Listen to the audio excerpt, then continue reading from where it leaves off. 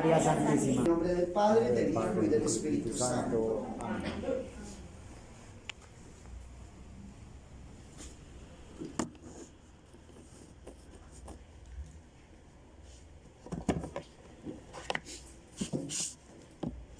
Muy buenas tardes, amados hermanos y hermanas. Muy buenas tardes. Sean todos y todas bienvenidos y bienvenidas a este encuentro con el Señor, a este camino de fe, de esperanza y de amor. Las lecturas del día de hoy, la epístola tomada de la carta del apóstol San Pablo a los Romanos, en el capítulo 15, versículos del 4 al 13, y el Santo Evangelio según San Mateo, en el capítulo 11, versículos del 2 al 10. Segunda semana de Adviento. Amados hermanos y hermanas, en este Evangelio hemos podido advertir que en lugar de Jesucristo responder a los discípulos de San Juan, que le preguntaban si él era el que había de venir, esa la pregunta le hicieron en el día de hoy, o si debían esperar algún otro, hizo muchas curaciones en presencia de ellos. Y esto tiene un significado. Después de lo cual les dijo: id y decid a Juan lo que habéis visto y oído, que los ciegos ven, que los cojos andan, que los sordos oyen, que los leprosos son curados y que los muertos resucitan. Estos son entonces los milagros de los que se nos habla en el día de hoy.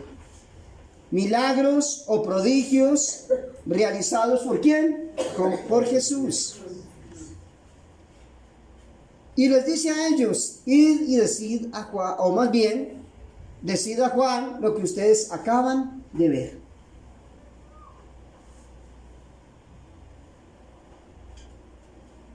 Sus milagros, como si les dijera: es preciso que yo sea el que debe venir, es decir, el Mesías. Pues hago los milagros que el Mesías tiene que hacer o ha de hacer.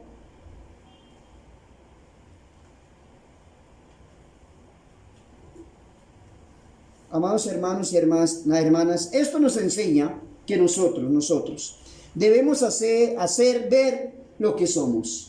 Esto es una enseñanza para nosotros. No solamente era para los discípulos de Juan en ese momento, sino para nosotros. Más bien por nuestras acciones que por nuestras palabras. Hay una parte del Evangelio que dice: por sus frutos los conoceréis.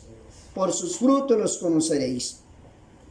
A este fin, amados hermanos y hermanas, les voy a preguntar. No me respondan. Hagan allí, ustedes mismos se respondan, den la respuesta interiormente. ¿Podremos nosotros probar con nuestras acciones que somos cristianos? No. Ahí les dejo ese interrogante para sus casas. ¿Podremos nosotros probar con nuestras acciones que somos cristianos, es decir, auténticos, verdaderos cristianos? Amados hermanos y hermanas, para esto sería necesario hacer ver que vivimos como se debe vivir todo verdadero cristiano. Mostrar que vivimos como se debe vivir todo verdadero cristiano. Por sus frutos los conoceréis. Pero, amados hermanos y hermanas, para que podamos juzgar si vivimos de esta manera, voy a hablarles a ustedes hoy de los primeros cristianos, haciéndoles ver, amados hermanos, cómo vivían ellos en los primeros siglos de la iglesia. Recordemos Hechos de los Apóstoles, cuando todos allí alrededor de los apóstoles y de los recién ingresados a esta comunidad cristiana, por la predicación de los apóstoles, los de allá afuera, decían, miren cómo se aman, cómo se quieren, y diría yo, cómo se respetan, cómo se ayudan, cómo viven de verdad el Evangelio de Cristo, no de cualquier manera. Entonces, para nuestra edificación espiritual, para nuestro crecimiento, vaya entonces a darles, amados hermanos, una idea de la vida de esta iglesia primitiva. Primero, que ellos procuraban practicar con tanto esmero las más perfectas virtudes, que brillaban en medio de los paganos más que las estrellas en la oscuridad de la noche. Ese es el ejemplo. El ejemplo tiene que brillar.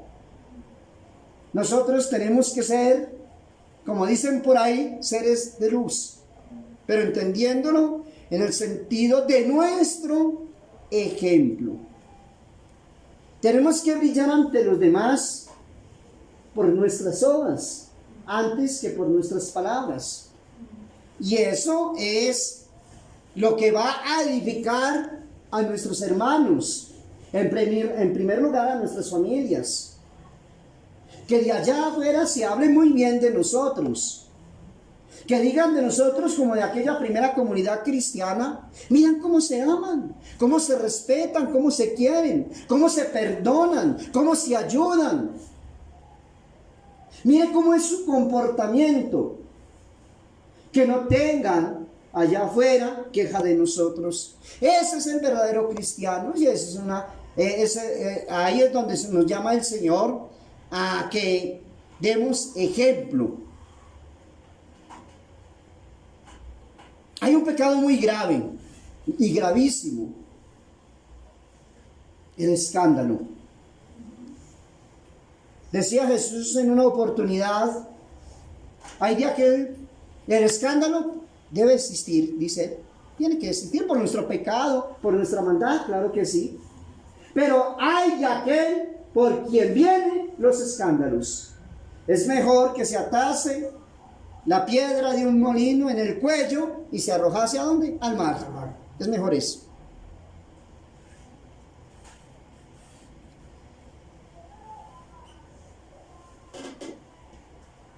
Vamos entonces, amados hermanos, a hablarles de lo que son como origen y manantial de todas las otras virtudes.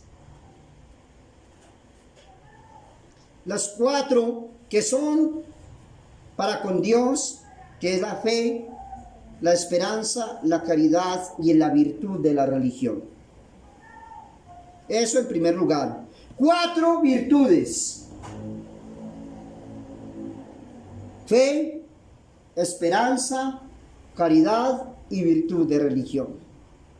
Voy a explicarlas, pues no en su profundidad, porque ya muchos de nosotros como bautizados ya hemos hecho la primera comunión, ¿sí? Ya hemos recibido la confirmación. Ahora nuestro amado hermano David va a recibir también el sacramento de la confirmación, ¿sí?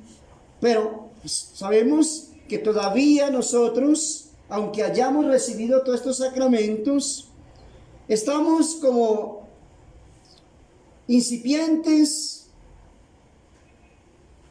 en este conocimiento. Muy poco sabemos de nuestra fe, de nuestra doctrina. Lo que aprendimos allá en el catecismo y ya no sabemos nada más. No volvimos a coger un catecismo.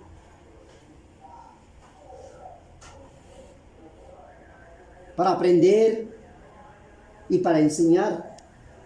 ¿Y cómo le exigimos entonces a nuestros hijos que vayan por los caminos de Dios? En primer lugar, si no les estamos dando el ejemplo. Y el ejemplo es este del estudio de la palabra de Dios, de la Sagrada Eucaristía, cuando vamos a la Santa Misa, y estamos, como están ustedes hoy, atentos a la palabra de Dios, a la explicación de la palabra de Dios.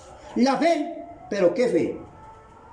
Una fe sumisa, obediente, Una fe tan bien establecida y apoyada que todo lo que suele hacer titubear el espíritu humano confirmaba más a aquellos hombres en su fe. Lo que a otros los hacía titubear, ellos permanecían firmes. Seguían adelante. ¿Cuántos queremos seguir este camino del Señor y hacerlo bien? ¿Cierto? Pero nos vamos quedando en el camino y llegan muchas pruebas y ahí es donde nos vamos quedando, porque esas pruebas nos hacen titubear y nos desvían. Entonces todavía no teníamos esa fe tan profunda, tan viva, tan sumisa o tan obediente. Una fe, como lo acaba de decir, establecida. La esperanza. Ay, la fe. Precisamente esta semana, pues para nosotros el primer velón que encendimos o prendimos en la corona de Adviento nos habla de la fe. Una fe que yo los invité el domingo anterior a que viviéramos allá en nuestras casas con la oración, con la meditación de la palabra de Dios, reflexionando y meditando sobre unos textos que les entregué, pero que esa semana significa todas las semanas de nuestra vida. No es solamente una fe por unos días, sino siempre. Segundo, su esperanza era tan viva y esperaban con tanta confianza los bienes del cielo que solo aspiraban a esta felicidad y todo lo demás lo miraban con menosprecio. ¿Somos nosotros así? Nosotros tendremos esa esperanza tan viva, esa confianza en los bienes del cielo, que aspiremos solamente a esa felicidad. Hay que dar el interrogante para cada uno de nosotros. Si de verdad nosotros tenemos esa virtud de la esperanza, como la tuvieron aquellos primeros cristianos de la iglesia primitiva. Pero nosotros estamos tan pegados al mundo, amados hermanos y hermanas, muy pegados al mundo, y andamos tan ansiosos tras los bienes de la tierra, la mayoría, como si dudáramos que los del cielo son para nosotros, no son para nosotros, sino para otros. Que de ese tema hablaremos después, diríamos nosotros, que las cosas del cielo las buscaremos más adelante, ¿no? No podemos dejar para mañana lo que podamos hacer hoy. Estos cristianos, al contrario, como tenían esperanza de gozar una vida eterna, no hacían caso de los bienes presentes. Las diversiones, lo que excita tanto la vanidad y la curiosidad de las personas del siglo, no hacían en ellos la menor impresión. De modo que les echaban en cara que eran gentes de otro mundo, que eran salvajes y que huían de las diversiones y de los espectáculos. ¿A cuántos de nosotros cristianos que queremos seguir este camino de fe, de esperanza y de amor nos dicen lo mismo? Y otras palabras, aún más fuertes. Y atendemos a esas palabras. Y entonces vivimos no bajo el santo temor de Dios, sino bajo el terrible temor del ser humano. Y por no contrariar al hombre, entonces dejamos de ir a misa, dejamos de orar. Nos da pena ya santiguarnos cuando pasamos frente a un templo, ¿sí? Dejamos de responder en la misa, no a los gritos, pero sí que se oiga que hay cristianos en este templo. Uno está a veces orando el rosario y escucha un murmullo, y se termina el rosario y se escucha, ¿qué gentío? ¿Y dónde estaba toda esta gente? Yo pensé que yo estaba orando solo, rezando solo, ¿sí ven? Entonces, no nos dé pena, no nos dé vergüenza, porque si nosotros nos avergonzamos del Señor, dice la palabra, que Él se avergonzará de nosotros. Él se avergonzará de nosotros. Tenían entonces estos amados hermanos esperanza de gozar una vida eterna. ¿Tenemos nosotros esa esperanza de gozar una vida eterna? ¿Creemos en las realidades eternas? ¿Usted, amado hermano y hermana, cree que hay un cielo? ¿Cree que hay un purgatorio? ¿Cree que hay un infierno? ¿Y entonces por qué vive así? Eso es delicado. Sí creo, ay Dios, bendito sea. Sí hay cielo, monseñor. Sí hay infierno. Y entonces, ¿cómo vives sin que hubiera cielo? ¿Sí? Y sin que hubiera infierno. ¿Y por qué lo digo? Porque vives de cualquier manera pensando que allá no hay nada. O al contrario, que todo va a ser paz y felicidad y que tú vas a recibir el mismo premio que aquellos que se han esforzado en esta vida por hacer el bien, por agradar a Dios y una vida sacrificada de oración y de penitencia. Estamos muy equivocados. ¿Tú crees que vas a recibir el mismo premio de aquel cristiano que se ha esforzado, que ha luchado? Eso es una mentira y es un engaño de Satanás. No vas a recibir el mismo premio. Muchos viven así. A los otros que recen. Es que es muy fácil. Es muy fácil decirle a otro, ore por mí, pida por mí, clame por mí. Sí, tenemos que pedir los unos por los otros. Hay que orar por el más necesitado. Pero ¿y si tú no oras? ¿Y si tú no esfuerzas por seguir los caminos del Señor? ¿Dónde está tu ayuno? ¿Dónde está tu penitencia? ¿Dónde está tu confesión? ¿Dónde está tu vida cristiana, auténtica? ¿Se la dejamos en las manos de otro? De pronto te ayuda, sí. La oración, y el Señor te va a mostrar el camino, qué es lo que tienes que hacer, porque la oración de ese hermano te va a ayudar y te va a iluminar para mostrarte que estás haciendo mal las cosas.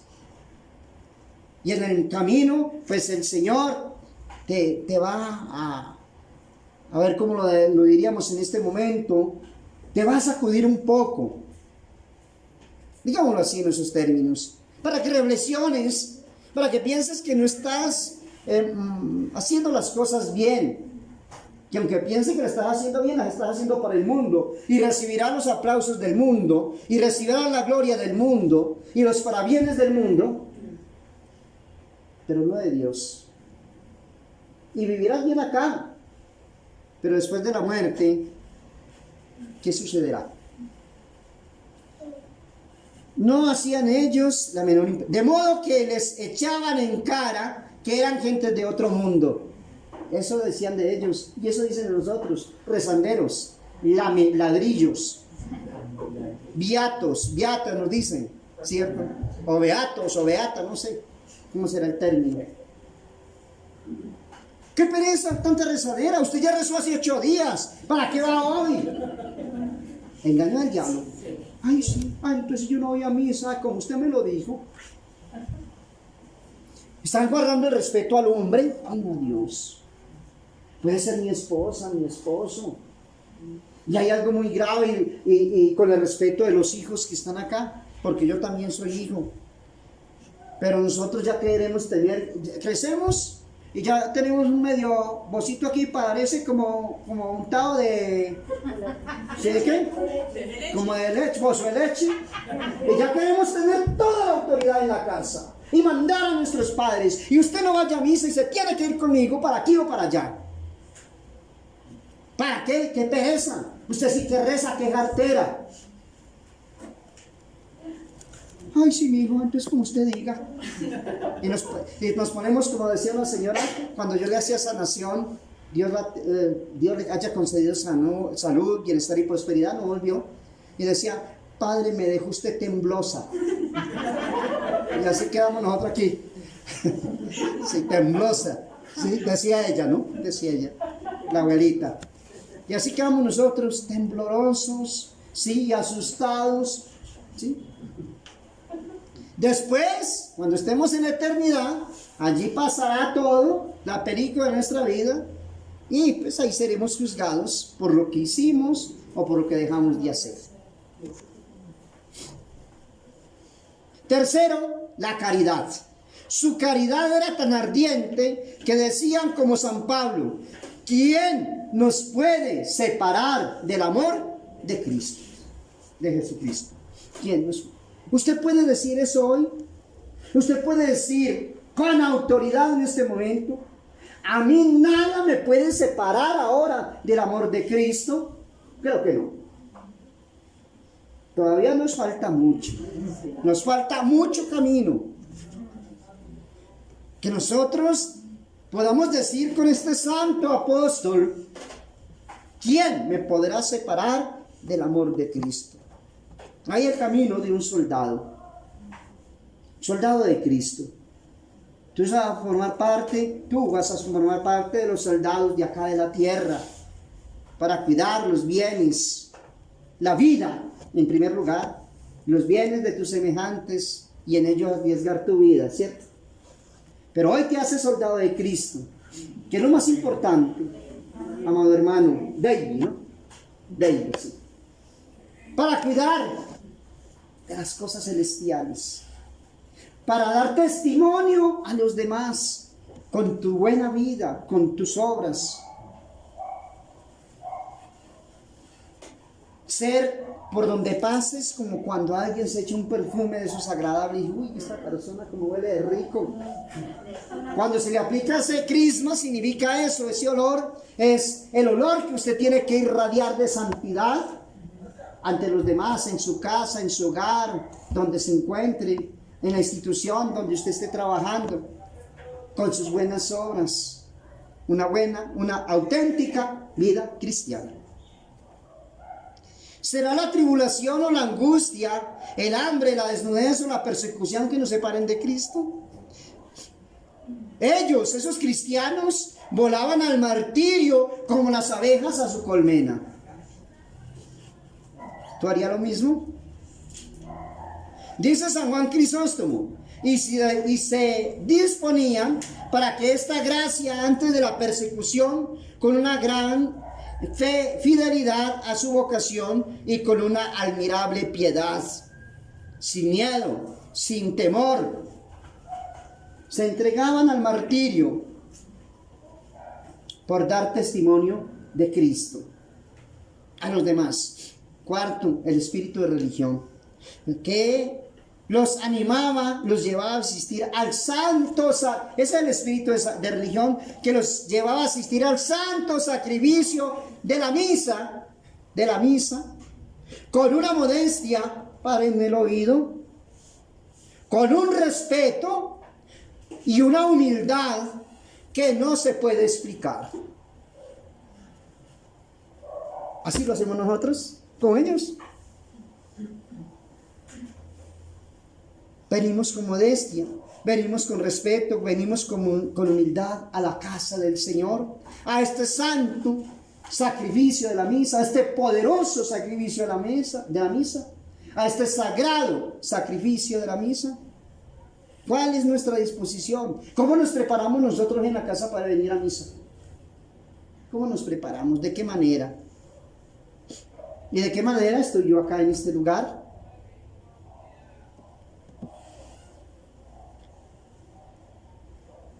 Se postraban.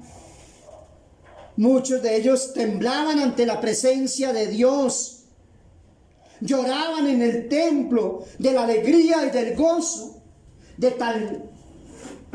este milagro tan grande, que es que el pan y el vino se conviertan en el cuerpo y la sangre del Señor. Lloraban. La alegría. Ellos se sentían indignos de estar allí, pero se sentían tan felices porque ellos realmente sabían lo que estaba pasando en ese momento. Y no iban a charlar, y allá no iban ni a contestar al celular, ni a preguntarle al otro cómo te está yendo, ¿sí? O a decirle al otro: estoy confundida porque dejé el chocolate en la estufa y se me regó. Pues ya le regó, se le quemó, y la casa se le quemó también. ¿Sí? O sea, confundidos por otras cosas, y allá afuera está el cuerpo acá, pero el alma en otro lugar. Entonces, mucho cuidado con eso. llamaban a la misa los tremendos misterios y a la Eucaristía daban el nombre de tremendísima víctima. San Ambrosio trata de irreverencia y falta de respeto, oiga lo que dice este santo, al ruido que en su tiempo hacían algunos escupiendo o tosiendo mientras se rezaba el divino oficio. Yo pensaba que era aquí solamente, pero allá al pobre San Ambrosio también le pasó lo mismo. Tosían, escupían, ¿sí? Murmuraban. Le faltó el celular. No, sí, les faltó el celular. Juzgad cómo hubiera gritado y se hubiera indignado este santo desde el púlpito si hubiera visto lo que ve en nuestros días en nuestros templos. Si cuando eso había tanto temor y tanto respeto y tanta reverencia y tanta piedad, ¿qué sería de este santo en el día de hoy? Se moría de nuevo. No, se moría de nuevo, sí. Inmediatamente entraba a celebrar la misa y, como dicen por ahí en el adagio popular, le daba un yello. Caía como un pollo ahí en el altar.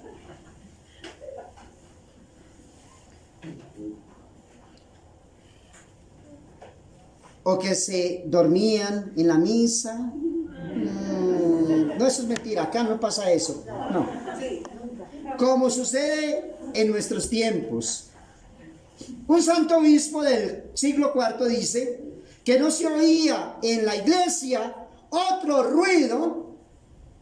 Yo hubiese querido estar en esos momentos. Otro ruido sino sollozos, suspiros y gemidos de devoción. Eso yo sí quiero escuchar acá.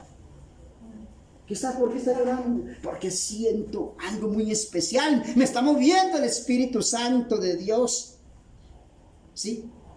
Murmullo, pero de oración, de alabanza, de bendición. Y no de otra cosa. Amados hermanos, si tales eran estos sentimientos para con Dios, no eran menos admirables los que tenían ellos también para con su prójimo. Oiga lo que hacían para terminar. Ejercitaban con sus semejantes la justicia, que viene en la tercera semana para nosotros. La justicia, ejercitaban con sus prójimos la justicia, el amor fraternal, que vamos a hablar de él esta semana, la liberalidad y la paciencia. La caridad era para ellos tan recomendable que se llamaban hermanos. Esa palabra hermano no es un relleno. Yo llamo a otro hermano porque lo amo, porque lo quiero, porque lo respeto.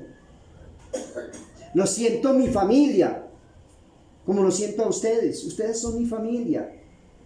Por eso son mis hermanos. A veces les escribo y les digo, apreciado hermano, apreciada hermana, porque lo siento de mi familia. Una familia en Cristo Jesús. Amén. Y así todos tenemos que tratarnos como familia, con amor, con respeto, con cariño, con tolerancia. La necesidad del otro, la siento mi necesidad.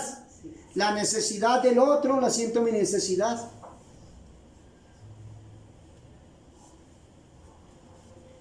Mirad, decían los paganos, en Hechos de los Apóstoles se encuentra esto, cómo se aman los cristianos y cómo están prontos a morir los unos por los otros. Ese era el sentimiento de la iglesia primitiva, cómo se aman los unos a los otros.